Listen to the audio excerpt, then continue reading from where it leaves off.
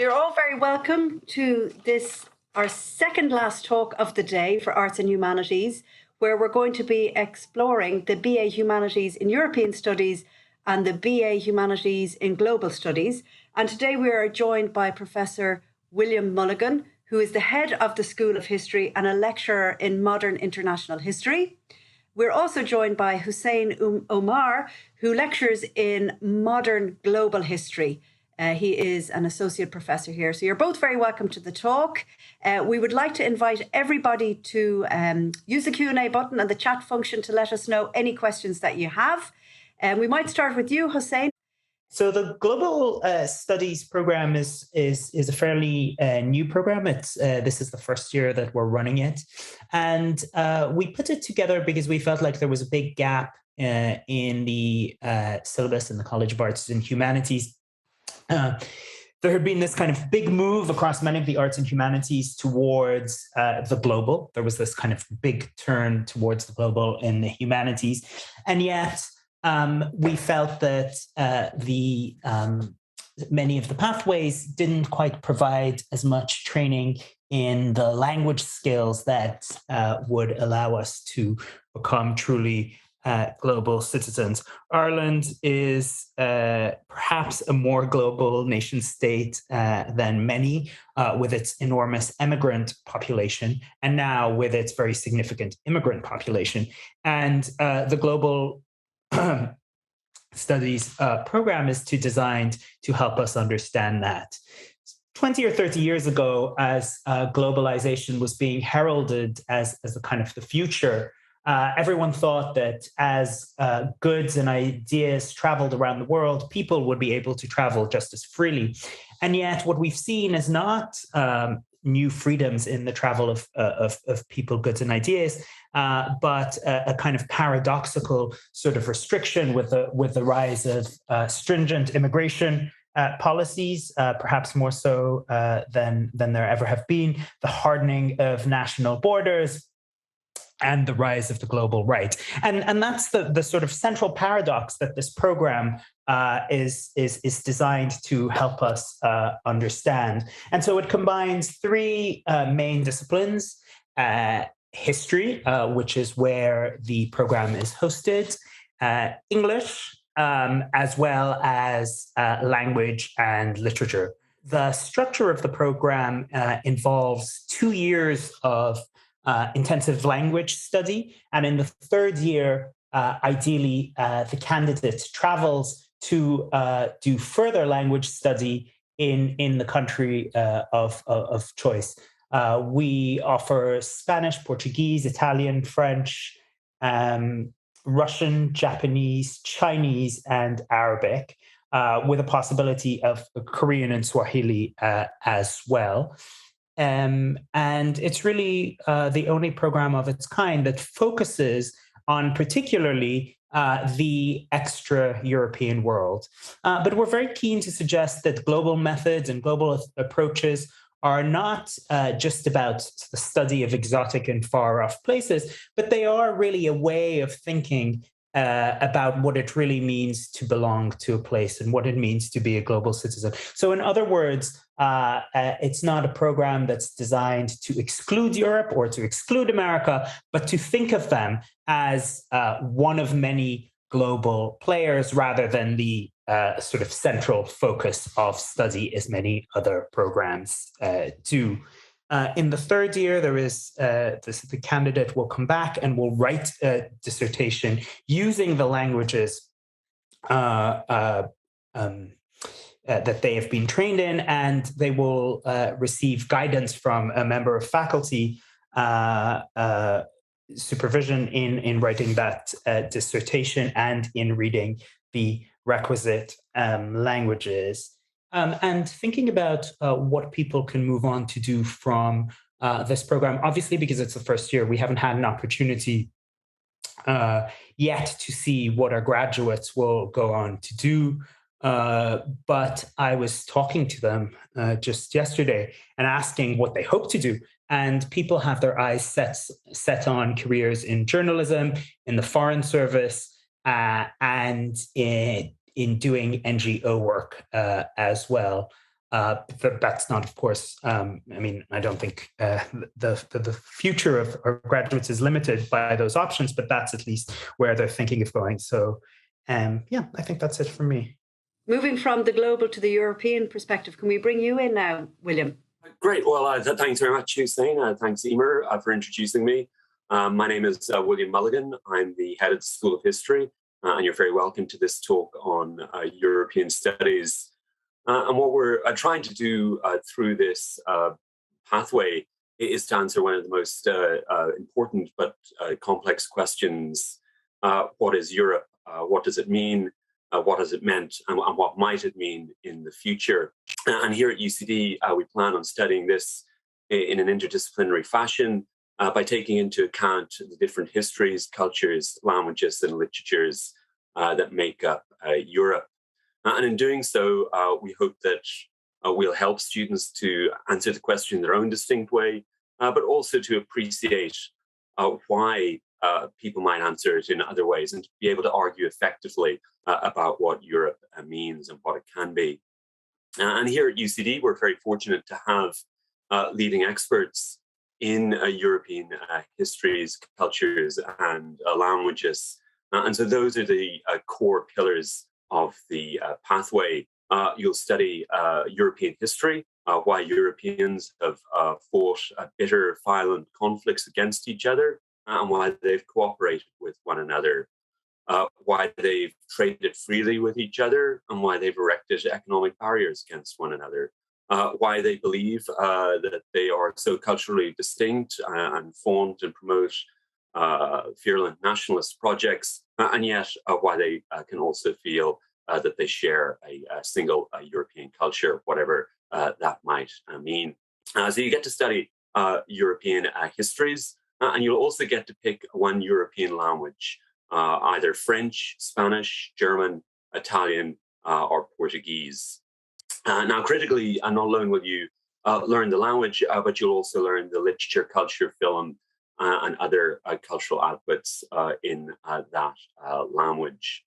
And in addition, you'll also get to choose courses or modules from other disciplines on European topics, history of art, music, philosophy, politics, law, and economics. These disciplines can all be integrated into helping you answer that question about what Europe is.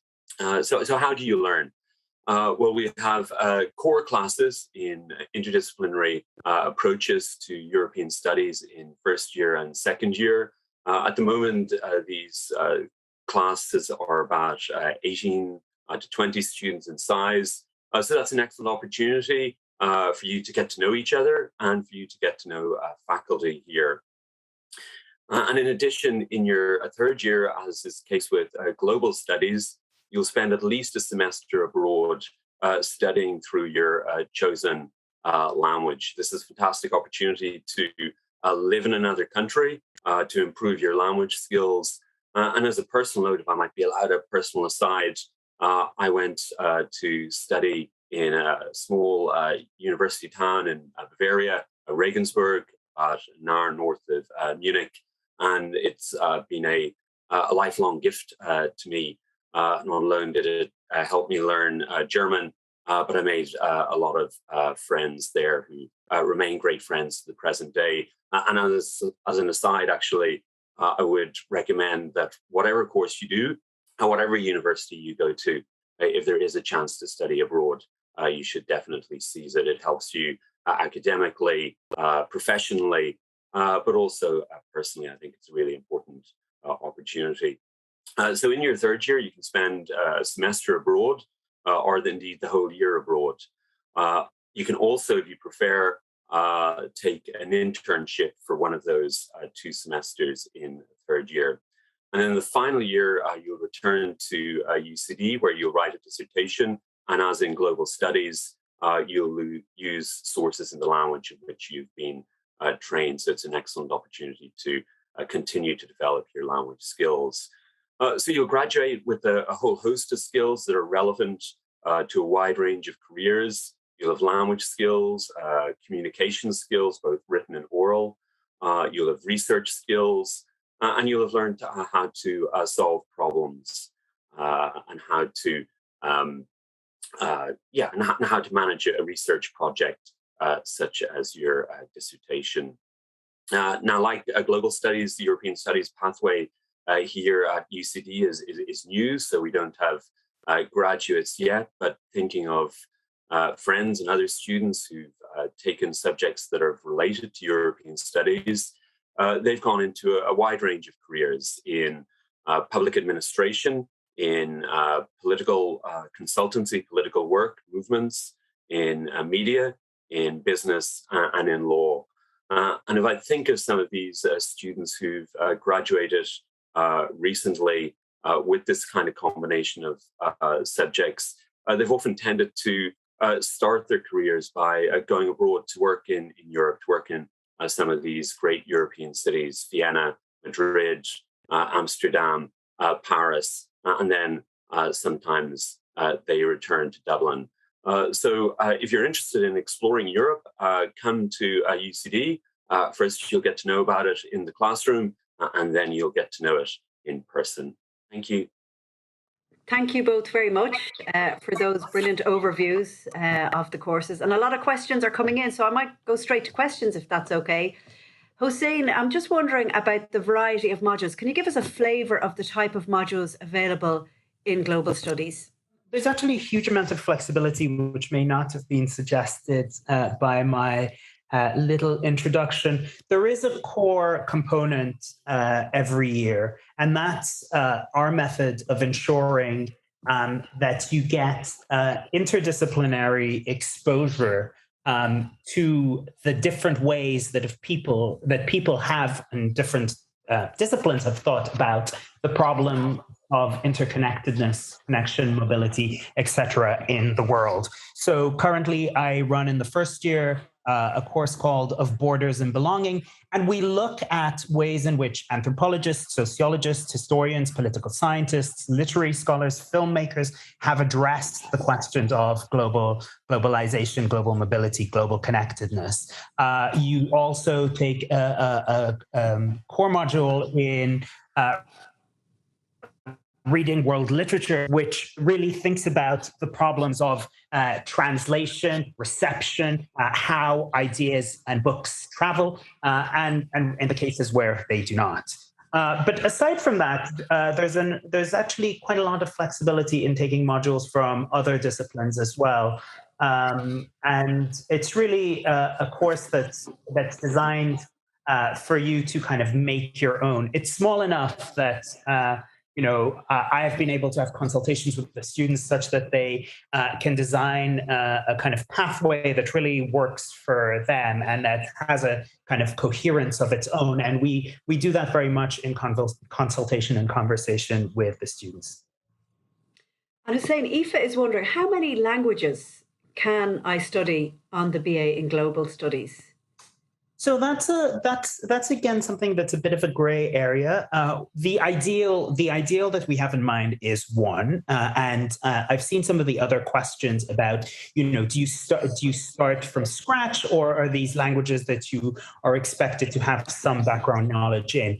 Now, the ideal as we imagine it is that you come in and you start a new language that you don't really have much experience in. But if, say, you came to do Arabic and you had some background in Spanish, there would be an opportunity to keep that going on the side, but that wouldn't be the core sort of aspect of your global studies degree.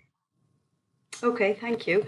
And William, looking at European studies, we're getting a lot of questions in, as you'll see in the chat there, about languages. Yeah. Can you talk us through the language component for European studies? Sure, yes. I'm just looking here at a few of these questions. Firstly, the idea is that you study just one European language and you study it in depth. So you take language skills, grammar, oral, written skills, but you also have the advantage of reading the literature, watching movies, that kind of thing through that language. So the idea is that you concentrate and really develop very good skills in that language. Second question is, what level do you have to have when you arrive in UCD? So the only language where you have to have some background is in French, and there it's expected that you have a H4 at Leaving Cert level. All the other languages, German, Italian, Spanish, and Portuguese, you can take from beginner's level, but they also have options for those who've already got some background in those languages to take them at a more advanced level. But whether you take the language from beginner's level or from an advanced level, you'll end up at the same point by your final year. The training is very intense and very quick. I think I saw one other question from a candidate who's already got English as their second language. They've already got another European language. It's built into the program that students will learn a language that isn't English. So that's part of the program as it stands. Thanks, William. And Sarah is wondering about combining modules from film with either global and or European studies. Well, I know Hussein's about to show a film to his first year class in next week or 2 weeks' time. And I think in European studies, it's part of many modules, part of modules in history, part of modules in the languages. If you think of, for instance, of 1920s Germany, the Weimar Republic, of the experience of that, it's almost impossible to study it either as an historical period or in terms of its culture without thinking about the filmmakers such as Fritz Lang. So it's an opportunity, I think, to engage with films through these programs, or through these pathways, I should say.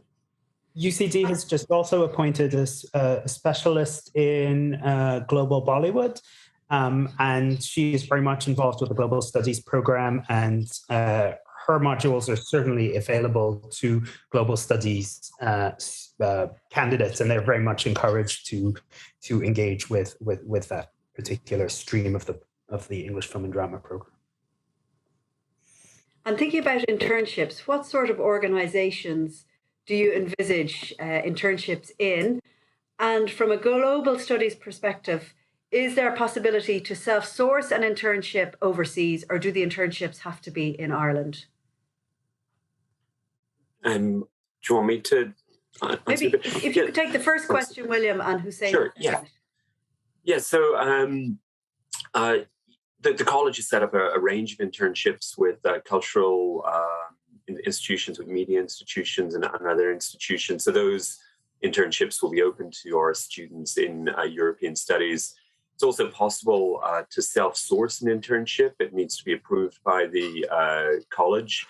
And it is possible to get internships not only in Dublin, but also to self-source those internships abroad. So that's something we could talk about with the student as things progress. Okay, that's great. And studying abroad, would you recommend this as part of the program? I'd recommend whatever you do. If I really have to say, studying abroad, it's not just what you learn in the classroom. It's not just your language skills. It's I think people find out a lot about themselves when they go to live in another culture, when they go to live in another society. It is challenging, but those challenges are ones that make you think about yourself and about other contexts in new ways. So it's most important of all, it's personally enriching. And my advice would be very strongly that if there is an opportunity to study abroad, be it in Europe or be it through the global studies pathway outside Europe, then you should definitely seize that opportunity with both hands. Great. A great question here from Ellie. What are the benefits of studying European studies or global studies instead of a history degree? That's a tough question. Whoever wants to take it, I open it to the floor. Yeah.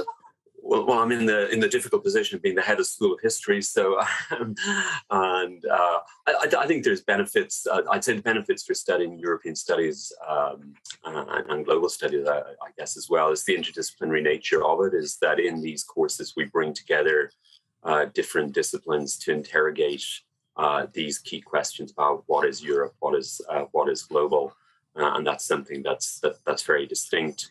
And the fact that the semester abroad is built in to both programs, that is mandatory, and that's an excellent opportunity.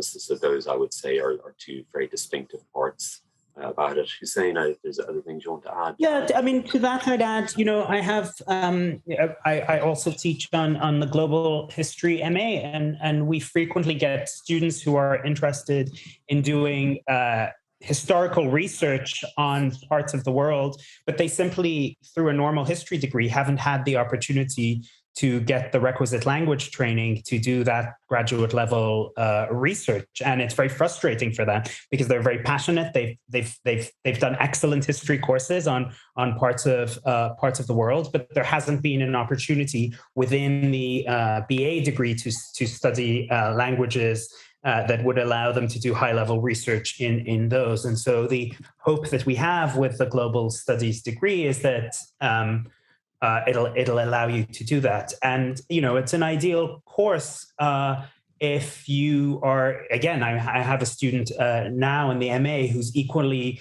passionate about literature as she is about history, and she is doing an interdisciplinary dissertation, and that's something we would not just tolerate, but welcome and invite.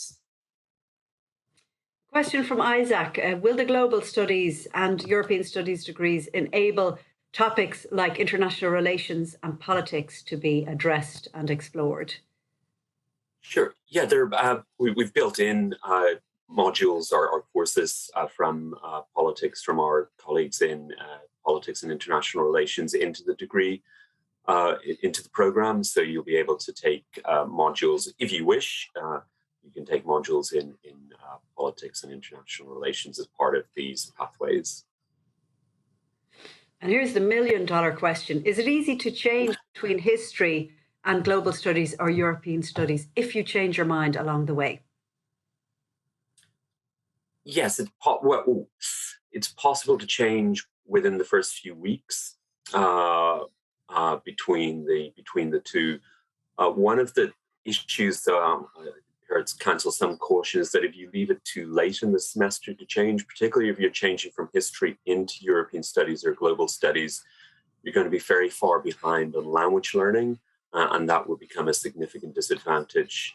Whereas I think it might be slightly easier to change a few weeks into the semester from global studies and European studies back into history. But if you miss those first few weeks of language learning, it can be very difficult to catch up. Okay, that's great. And just one final question is how to apply for these degrees. How does it appear on the CAO? Okay.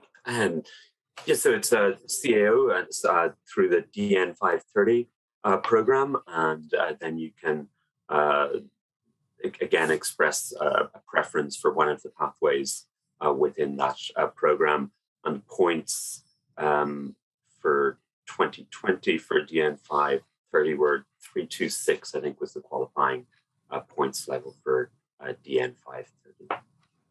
That's right, and I think it rose up this year to the early 380s. So points fluctuate from year to year, especially now with the demand out askew. So we always advise people to pick the course that they want the most and put that first as their top preference.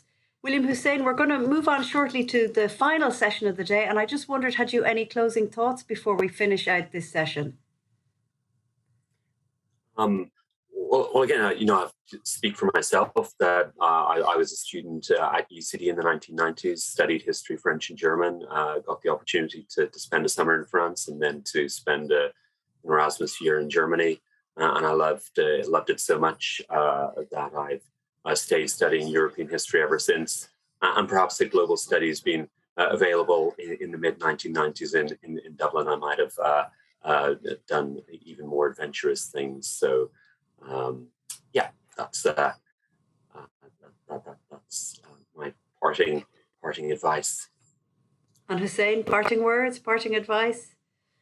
Yeah, I just say if you are, as I am, frustrated by the ways in which the national imaginary sort of constricts so much of what we do, and you're interested in thinking about connections that are not so visible, not so obvious, you're interested in complicating the narratives we receive about our place in the world, then global studies might be the course for you.